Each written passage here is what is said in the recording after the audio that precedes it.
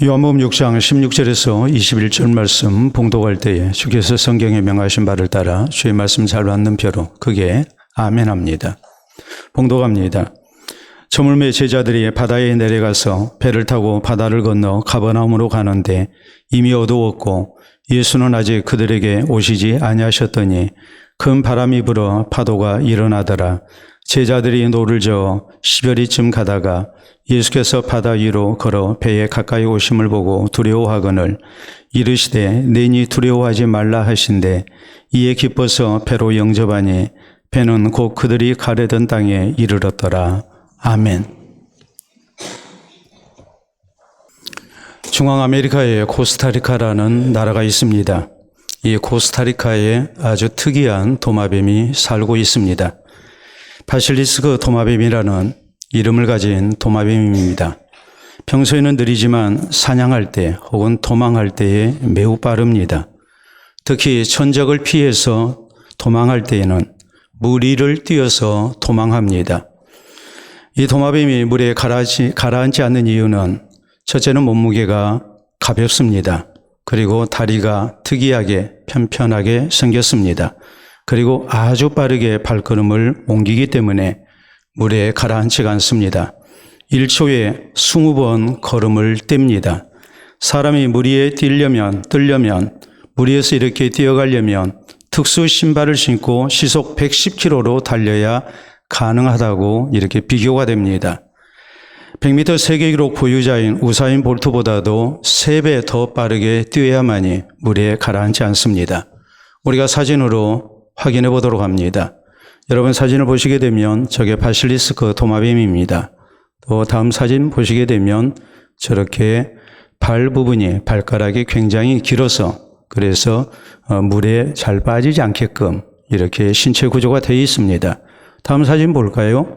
저렇게 물 위를 뛰어갑니다.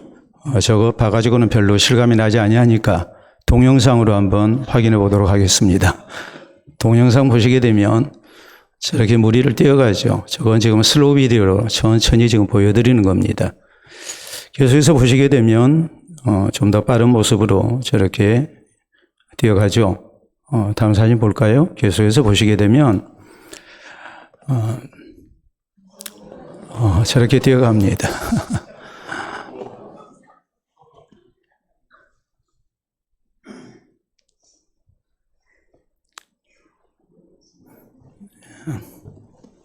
감탄이 나오죠. 이 바실리스크 도마뱀의 다른 이름이 있습니다. 바로 지저스 크라이스트 도마뱀입니다. 우리말로 하자면 예수 그리스도 도마뱀 혹은 줄여서 예수 도마뱀이라고 얘기를 합니다. 이 바실리스크 도마뱀을 예수 도마뱀이라고 하는 이유가 뭐겠습니까? 그것은 다름이 아니라 오늘 본문 성경에 나온 대로 우리 예수님께서 바다 위를 걸어오신 놀라운 이적 때문입니다. 오늘 본문 성경에 보면 제자들이 한밤중에 배를 타고 바다를 건너다가 풍랑을 만나게 됐고 저희는 힘들게 노를 젓고 있었습니다. 이때 예수님께서 바다 위로 걸어서 배에 가까이 오십니다. 그리고 제자들을 보시고 두려워하지 말라고 말씀하십니다. 우리가 같은 내용을 기록하고 있는 마가복음 6장 49절에 보면 당시 제자들은 바다 위를 걸어서 오시는 예수님을 보고 유령으로 생각하고 그리고 비명을 질렀다고 성경은 기록합니다.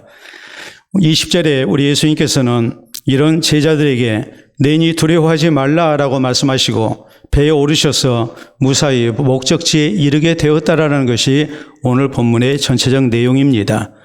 사랑하는 성도 여러분, 어떤 경우 우리도 풍랑 가운데 고생하던 예수님의 제자들처럼 세상의 여러 가지 풍파 가운데 힘들어할 때가 참 많습니다.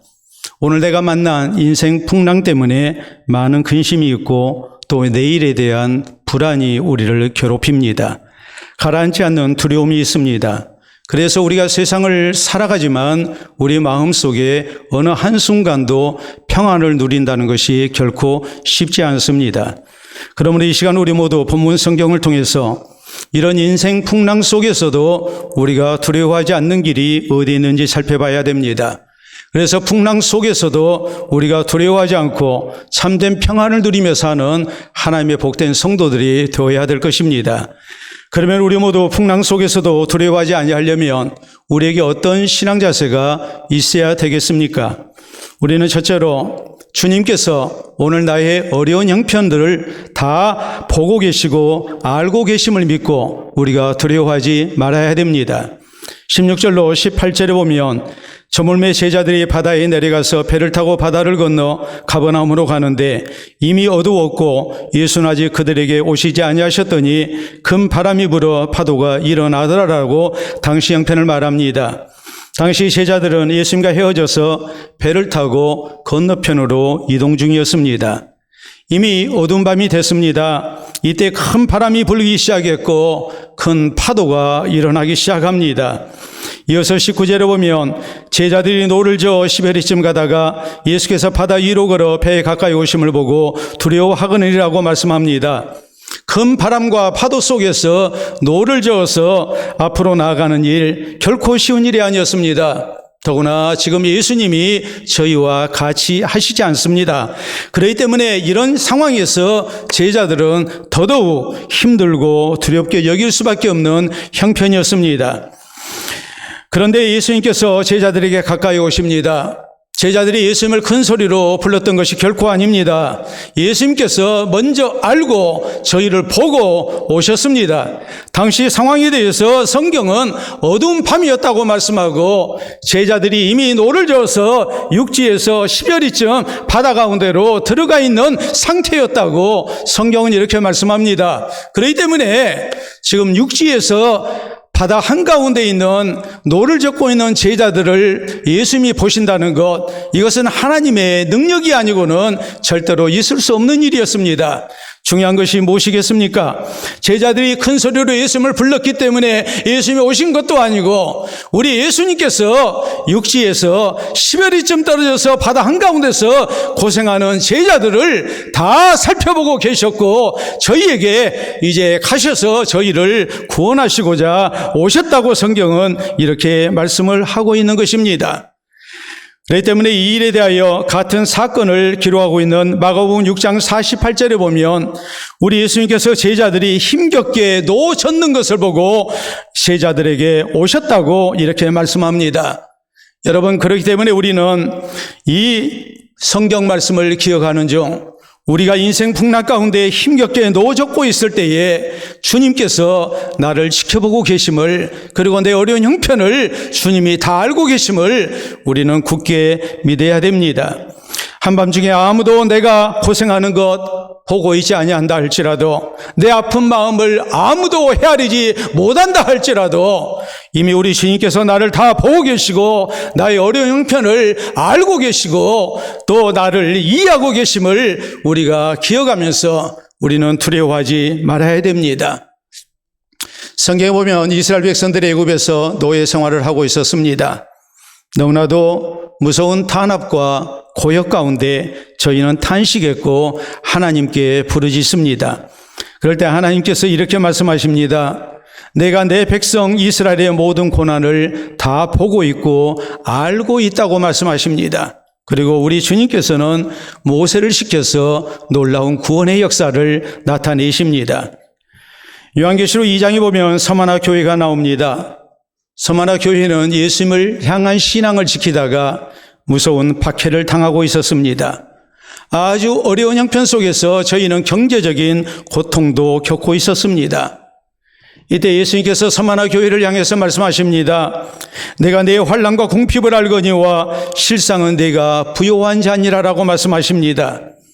우리 주님께서 서마나 교회 성도들이 얼마나 힘든 형편 속에서 신앙을 지키고 있는지, 또 저희가 얼마나 주를 위해서 많은 희생과 헌신 속에 살고 있는지 우리 주님은 다 알고 계신다고 이렇게 말씀하시고 저희에게 하나님의 놀라운 구원을 약속하십니다. 실상은 네가 부요한 자니라. 저희에게 하나님의 상이 있음을 말씀하십니다.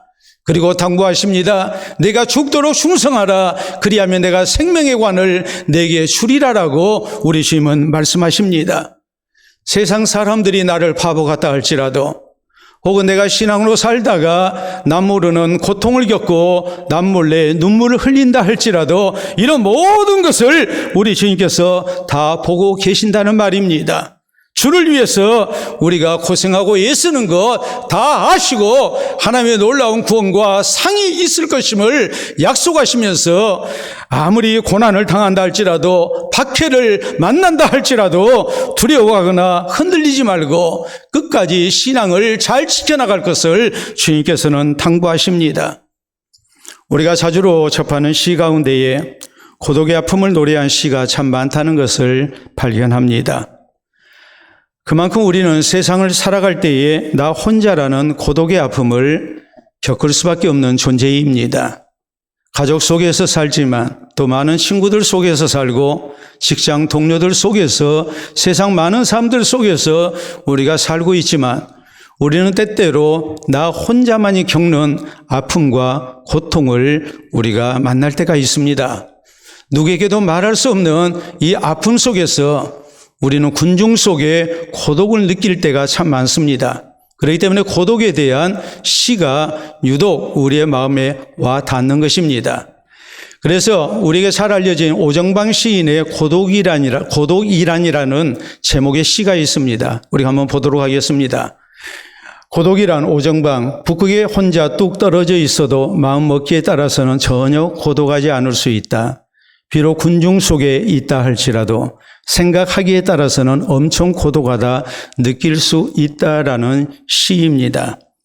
나를 진정으로 사랑하고 이해해주는 단 한 사람만이라도 내게 있다면 나는 혼자라 할지라도 전혀 고독하지 않습니다. 그러나 그 한 사람이 없으면 우리는 군중 속의 고독을 느낄 수밖에 없음을 이렇게 노래합니다. 사랑하는 성도 여러분, 우리 성도는 나를 사랑하시고 구원하신 주님을 기억해야 됩니다. 이 주님께서 변함없이 나를 사랑하고 계심을 우리는 믿어야 됩니다. 주님이 나와 함께하고 계시고 나를 살피고 계심을 우리는 잊지 말아야 됩니다. 한밤중 바다 한가운데서 힘겹게 노젓는 제자들을 주님께서 다 보고 계셨다는 사실을 우리는 잊지 말아야 됩니다. 그리고 이 주님께서 역시 오늘 내가 힘겹게 노젓고 있을 때 다 보고 계신다고 믿어야 됩니다. 우리 주님께서 나의 고통을 다 아십니다. 나의 고민도 다 아십니다. 내가 얼마나 힘들게 살고 있는지 주님은 다 알고 계십니다. 나의 한숨도 다 듣고 계시고 내가 남몰래 흐르는 그 눈물까지도 주님은 다 보고 계십니다. 내 마음의 소원을, 나의 필요를 다 아시는 주님이신 것을 우리는 잊지 말아야 됩니다. 한밤중 큰 바람과 파도 속에서도 우리에게 이 신앙 고백이 있어야 됩니다. 그래서 인생 풍랑 속에서도 두려워하지 않는 우리 모두가 될 수 있기를 바랍니다. 둘째로 우리 성도는 인생 풍랑 속에서 주님께서 나를 도와주시고 구원해 주실 것을 믿고 두려워하지 말아야 됩니다. 19절에 보면 제자들이 노를 저어 시베리쯤 가다가 예수께서 바다 위로 걸어 배에 가까이 오심을 보고 두려워하거니라고 했습니다. 그리고 20절에 보면 이르시되 내인이 두려워하지 말라 하신대라고 성경은 기록합니다. 예수님께서 제자들이 한밤중 바다 풍랑 가운데 고생하고 있는 것 다 보고 계셨습니다. 그리고 이 제자들을 도와주시기 위해서 저희를 구원하시기 위해서 직접 걸어오십니다. 그러므로 제자들이 바다 위로 걸어오시는 예수님을 보고 유령인 줄 알고 두려워할 수밖에 없었습니다. 이런 제자들에게 내니 두려워하지 말라고 나 예수라고 예수님 말씀하시면서 두려워하지 말라고 제자들을 안돈시키십니다. 우리 주님께서 구원해 주실 것이니 더 이상 두려워할 필요가 없다고 우리 주님께서는 저희에게 말씀하십니다. 무엇을 우리에게 교훈합니까? 우리 예수님은 단순히 제자들이 한밤중 바다 풍랑 가운데 고생하고 있는 것을 구경만 하고 계시지 않았습니다. 모른 채 외면하시지 않았습니다.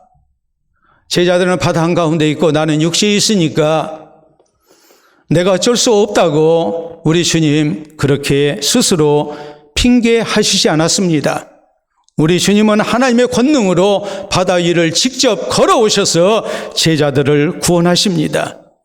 그렇기 때문에 우리 성도도 인생 풍랑을 만났을 때에 주님께서 나를 도와주시고 구원해 주실 것을 믿어야 됩니다. 이 믿음으로 우리가 두려워해서는 안 됩니다. 오늘 나에게 고통의 시간이 있지만, 오늘 어쩔 수 없는 속절없이 시간이 흐르는 답답함이 내게 있다 할지라도 이 순간에도 우리 주님은 나를 살피시고 나를 돕기 위해서 바다 풍랑 가운데 가까이 나에게 다가오고 계신다고 우리는 믿어야 됩니다. 성경에 보면 애굽에서 구원받았던 이스라엘 백성들이 광야 생활 가운데 어려운 일을 만나면 하나님께서 저희와 함께 하시고 도와주실 것을 믿지를 못합니다. 분명히 하나님께서 함께하고 계셨습니다. 하나님께서 저희를 도와주고 계셨습니다. 그러나 자기들의 기대에 어긋나면, 자기들의 필요가 바로 충족되지 아니하면 백성들은 하나님이 어디 계시는 거냐고, 하나님이 우리를 버리셨다고, 우리를 죽게 한다고 하나님을 믿지를 못합니다. 하나님께서 변함없이 저희를 사랑하시고 함께 하시고 도와주고 계심에도 불구하고 이 하나님을 신뢰하지 못합니다. 함부로 불평합니다. 원망합니다. 그리고 혼자 스스로 낙심하고 포기합니다. 그래서 결국 하나님 앞에 불신앙을 토하다가 저희가 하나님의 징벌로 죽어갑니다. 그러므로 사도 바울은 이 사실을 성경에 기록하면서 우리가 세상을 살면서 아무리 힘들고 어려운 일을 만나도 이런 모습이 있어서는 안 됨을 경고합니다. 그리고 우리에게 분명하게 외칩니다. 고린도전서 10장 13절에 있는 말씀을 보면 사람이 감당할 시험 밖에는 너희가 당한 것이 없나니 오직 하나님은 미쁘사 너희가 감당하지 못할 시험당함을 허락하지 아니하시고 시험당할 쯤에 또한 피할 길을 내사 너희로 능히 감당하게 하시느니라라고 강조합니다. 우리가 아무리 죽을 지경을 만난다 할지라도 하나님께서 나를 살피고 알고 계신다는 말이요, 하나님이 도와주신다는 말이요, 능히 감당케 하실 것을 믿고 우리가 함부로 절망하거나 함부로 불평하거나 원망하거나 불신앙 속에 빠져서는 안 된 것임을 우리에게 강조하고 있는 겁니다. 이스라엘의 2대 왕이었던 다윗이 왕이 오르기 전에 사울왕 때문에 얼마나 죽을 고생을 많이 했는지 모릅니다. 사울왕은 다윗을 자기의 왕위를 위협하는 정적으로 여기고 다윗을 죽이려고 쫓아다녔습니다. 다윗이 얼마나 많은 고통을 겪었는지 모릅니다. 하나님을 향해서 기도해도 다윗에게 하나님의 구원은 바로 나타나지 아니했습니다. 이런 형편 속에서도 다윗은 절망하지 않습니다. 그리고 하나님의 약속을 붙들고 하나님 앞에 기도합니다. 분명히 하나님께서 나를 구원하실 것이다. 하나님께서 약속하신 것을 분명히 이루실 것이다. 시간은 흘러가고 있는 것 같지만 이 시간은 나를 절망으로 몰아넣는 시간이 아니라 하나님께서 나를 이스라엘의 왕 위에 세우시겠다고 약속하신 그날을 향해 나아가는 시간이라고 다윗은 믿고 하나님 앞에 기도하며 기다립니다. 그리고 그가 하나님의 응답을 받았을 때에 시편 40편 1절에 다윗은 이렇게 고백합니다. 내가 여호와를 기다리고 기다렸더니 귀를 기울이사 나의 부르짖음을 들으셨도다. 내가 기도해도 하나님의 응답이 없습니다. 하나님의 구원이 나타나지 아니합니다. 그래도 다윗은 하나님을 기다리고 기다립니다. 왜냐하면 하나님께서 나를 분명히 이스라엘의 왕이 되게 하겠다고 약속하셨기 때문입니다. 그러므로 이 신실하신 하나님의 약속을 붙들고 다윗은 기도하며 하나님을 기다렸던 것입니다. 분명히 하나님께서 나를 구원하실 때가 다가오고 있다고 다윗은 믿고 그는 조금도 두려워하지 아니하고 평안을 누리면서 하나님을 기다리는 아름다운 신앙의 사람으로 승리할 수 있었습니다. 우리 대한민국 교회의 위대한 순교자 할 때에 빼놓을 수 없는 분이 있습니다. 바로 손양원 목사님이십니다.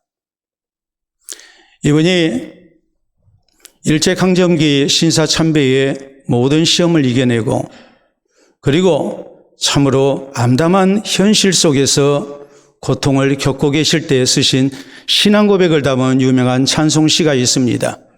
이 찬송시가 우리 찬송 541장에 수록되어 있습니다. 꽃이 피는 봄날에만이라는 찬송시고 여기에 곡이 붙어서 오늘날 우리 찬송가에 수록이 되어 있습니다. 우리가 1절과 2절 가사 보도록 하겠습니다. 꽃이 피는 봄날에만 주의 사랑이 있음인가, 열매 맺는 가을에만 주의 은혜 있음인가, 땀을 쏟는 여름에도 주의 사랑 여전하며 추운 겨울 줄일 때도 주의 위로 변함없네라고 노래합니다. 봄과 가을 얼마나 좋습니까? 그러나 살기 힘든 여름과 겨울에는 하나님의 은혜가 없는 것 아니다고, 우리 인생의 여름에도 인생의 겨울에도 하나님의 도우심과 위로가 있는 것이라고 노래합니다.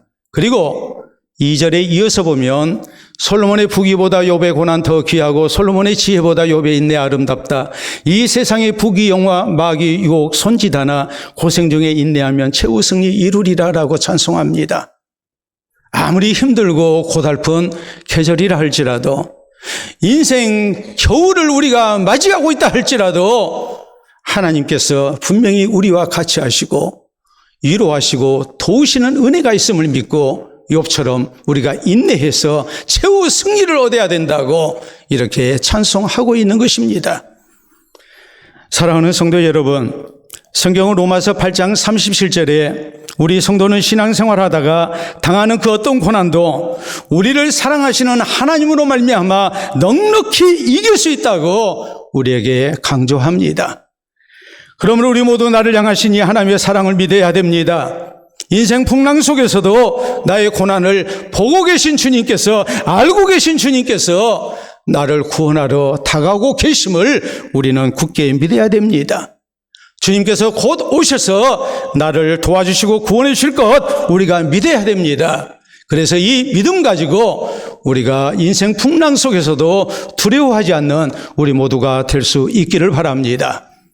셋째로 우리 성도는 인생 풍랑 속에서도 하나님을 향한 신앙으로 평안을 누리며 두려워하지 말아야 됩니다. 20절에 보면 예수님께서 제자들에게 말씀하십니다. 내니 두려워하지 말라. 그랬더니 21절에 이에 기뻐서 배로 영접하니 배는 곧 그들이 가려던 땅에 이르렀더라라고 말씀합니다. 주님의 말씀을 믿고 이 제자들은 더 이상 두려워하지 않았습니다. 두려워하는 대신에 이제는 기뻐합니다. 진정한 평안을 누린 가운데 어두운 바다를 헤쳐서 저희는 목적지에 무사히 도착합니다. 우리가 깨달아야 할 교훈이 무엇이겠습니까? 우리 성도가 인생 풍랑 속에서 주께서 나의 고난을 다 보고 계시고 알고 계심을 믿게 될 때, 또 주님께서 나를 돕기 위해서 가까이 오고 계심을 믿게 될 때에 우리가 가져야 할 신앙의 자세가 무엇이겠습니까? 더 이상 두려워하지 않는 것입니다. 신실하신 하나님을 향한 신앙으로 이제는 두려움 대신에 우리가 평안을 누리며 하나님의 구원을 기다리는 성도가 되어야 됩니다. 이스라엘 백성들이 애굽에서 나와서 하나님이 약속하신 가나안 땅을 향해 나아갈 때에 홍해를 만납니다. 이 많은 백성들이 홍해를 건널, 바다를 건널 방법이 없었습니다. 뒤에서는 바로의 군대가 쫓아오고 있었습니다. 이 모습을 보고 모두가 다 죽는다고 아우성입니다. 이때 하나님의 사람 지도자 모세가 백성들을 향해 외칩니다. 너희는 가만히 있어서 여호와의 구원하심을 보라. 너희가 오늘 본 애굽 사람을 다시는 보지 않게 될 것이다 라고 말합니다. 우리를 구원하신 하나님께서 오늘 우리가 당한 이 어려움도 다 아시고 분명히 우리를 구원하실 것이기 때문에 중내 산에 떠들지 말고 가만히 있어서 하나님의 구원하심을 기다리는 주의 백성들 될 것을 외칩니다. 살아계신 하나님께서 나와 같이 하시고 나를 구원하실 것을 믿는다면 우리가 너무 염려와 근심 속에 있어서는 안 된다는 말입니다. 다윗은 시편 23편에 고백합니다. 여호와는 나의 목자시니 내게 부족함이 없으리로다.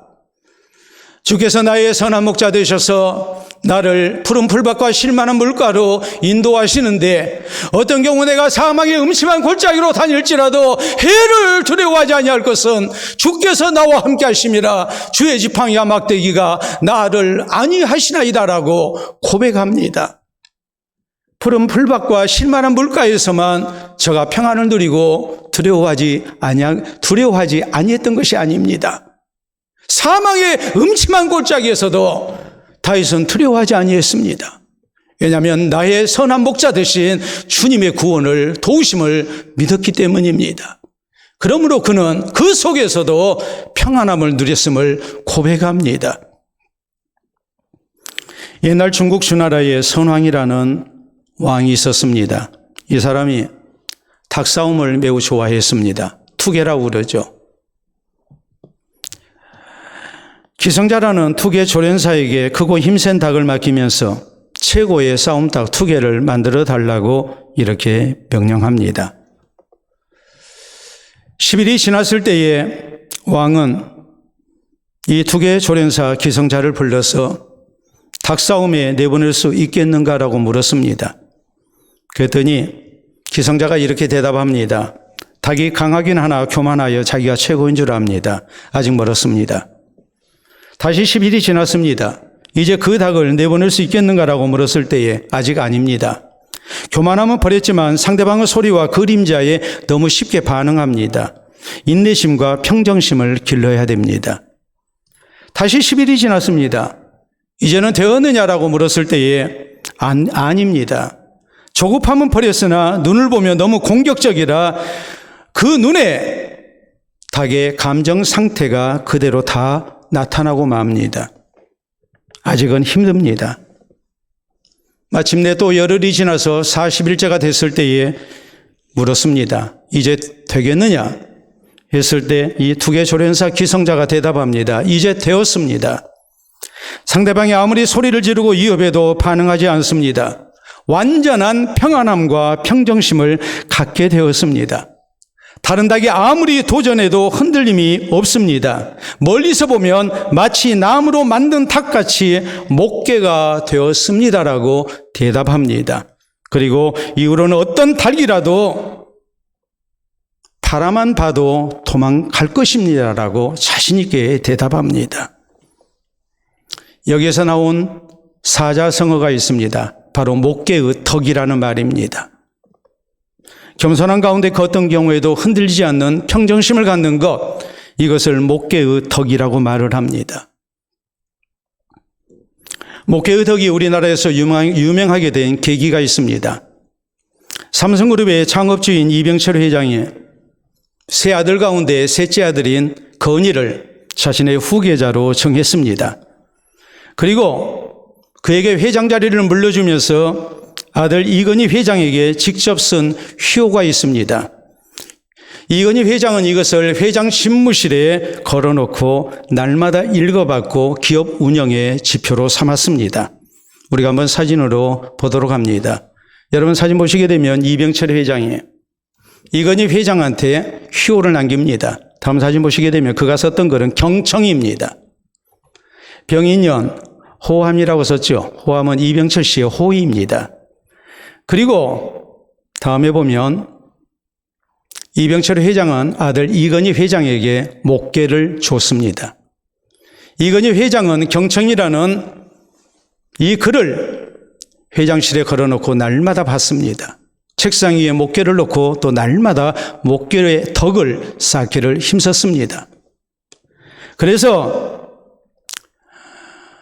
세상이 또 경제 형편이 자기 뜻대로 전개되지 아니해도 조금도 흔들림이 없이 다른 사람의 얘기를 경청하는 가운데 기업을 운영해서 오늘날 세계적인 대기업 삼성그룹을 이루게 됐음을 이렇게 우리에게 널리 알려진 얘기로 전해지고 있습니다.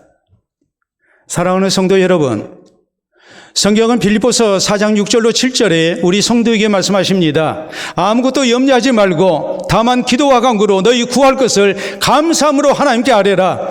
그리하면 모든 지각에 뛰어난 하나님의 평강이 그리스도 예수 안에서 너희 마음과 생각을 지키시리라고 우리에게 말씀하십니다. 아무리 큰일을 만났다 해도 우리가 염려하지 말고 다만 기도와 간구로 감사함으로 하나님께 아뢰라. 이 모든 일을 합력해서 선한 결과로 하나님이 주실 것이기 때문에 이것을 믿고 우리가 감사함으로 하나님 앞에 기도해야 된다고. 그럴 때 모든 지각에 뛰어난 하나님의 평강이 그리스도 예수 안에서 우리의 마음과 생각을 지키시는 진정한 평안이 있음을 성경은 우리에게 강조하십니다. 그러므로 우리 성도는 이 하나님의 말씀대로 그 어떤 형편에도 지나치게 염려해서는 안 됩니다. 그보다는 좋으신 하나님을 신뢰해야 됩니다. 하나님께서 나의 고난과 나의 모든 문제를 다 아시고 나를 도와주실 것이라고 우리는 믿어야 됩니다. 이 믿음 가지고 우리가 염려 대신에 기도하는 사람이 돼야 되고 걱정하는 대신에 합력하여 선을 이루실 주님을 믿고 우리가 감사하는 성도가 돼야 됩니다. 그래서 하나님을 향한 신앙으로 두려움 대신에 평안을 누리는 우리 모두가 될 수 있기를 바랍니다. 작년 8월 8일 서울 지역에 큰 폭우가 쏟아졌습니다. 이때 저지대인 강남 일대의 도로가 침수가 됐고 교통이 마비됐고 또 죽는 사람도 생겨났습니다. 차량 운행이 불가능하게 됐습니다. 이때 서초동에서 있었던 일입니다. 이런 온 국민들에게 굉장한 깨달음을 줬습니다. 정말 충격적인 사진이었습니다. 보도록 하겠습니다. 도로가 완전히 침수됐습니다. 차량들이 다 침수됐습니다. 움직이지 못합니다. 이런 형편에서 운전하는 분이 차 위에 올라앉아 있습니다. 다음 사진, 저 사람이 뭐하고 있었는지 크게 확대해서 봅니다. 스마트폰 보고 있습니다.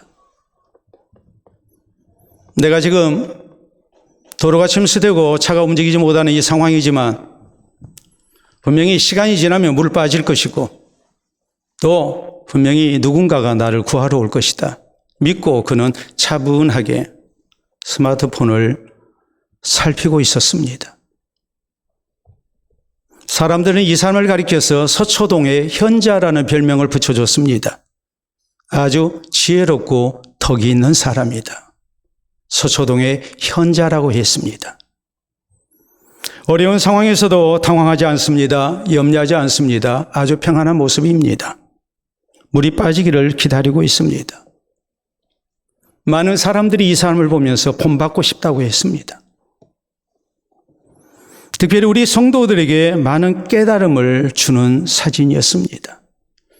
살아계신 하나님, 나를 사랑하신 하나님, 또 하나님을 향한 기도에 응답하시고 주의 백성을 지키시고 선한 길로 인도하시는 하나님을 믿는다고 우리가 늘 고백하고 하나님을 찾으면서 과연 저 상황이 되면 우리가 내 모습이 어떤 모습이 됐을까?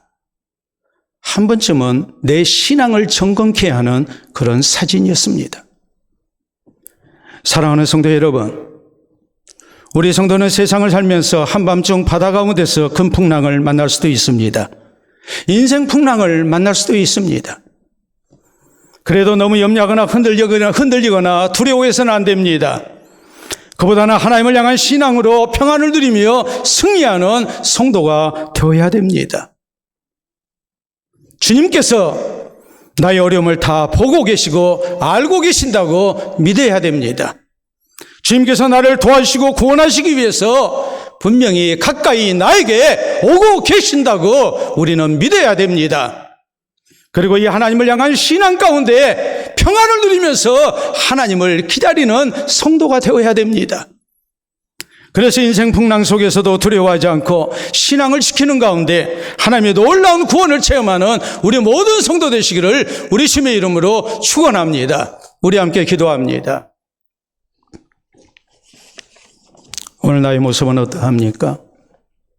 말 못할 고민이 있습니까? 어려운 문제가 있습니까? 오늘 살아계시는 하나님 앞에 수고하고 무거운 짐 지고 나왔는데 주님 앞에 우리가 믿음으로 다 맡길 수 있어야 됩니다. 그리고 세상이 주지 못할 진정한 평안을 누리며 우리가 돌아갈 수 있어야 됩니다. 두려워하는 대신 하나님이 주시는 평안의 복을 누리기를 우리가 다짐합시다. 나와 함께 하시는 하나님을 굳게 신뢰하면서 주님 앞에 이후로 살아계신 하나님 의지하고 사는 중 염려와 근심 벗어나서 두려워하는 대신에 평안을 누리며 사는 아름다운 주의 자녀 될 것을 우리 모두 기도로 다짐할 수 있기를 바랍니다.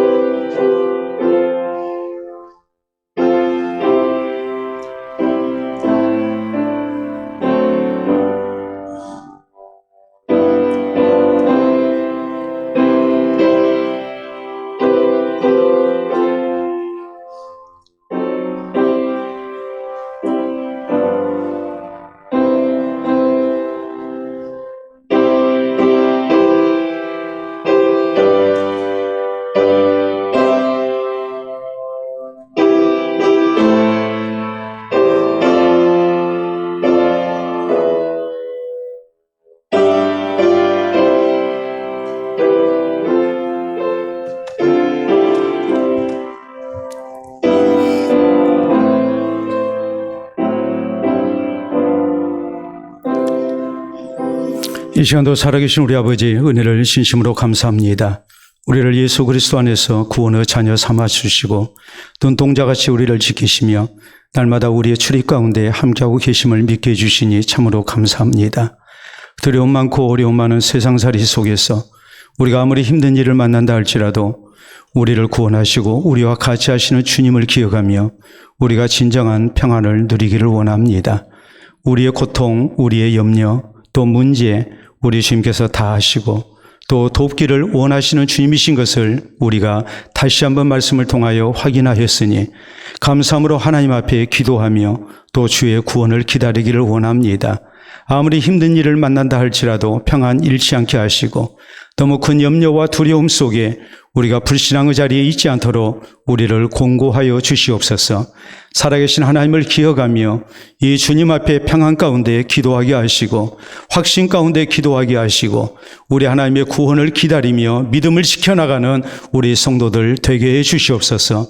그래서 하나님의 때의 아름다운 구원을 덧입고 주를 찬양하며 우리 주님 앞에 영광을 돌려드리는 우리 모든 성도들 될 수 있도록 인도하여 주시옵소서.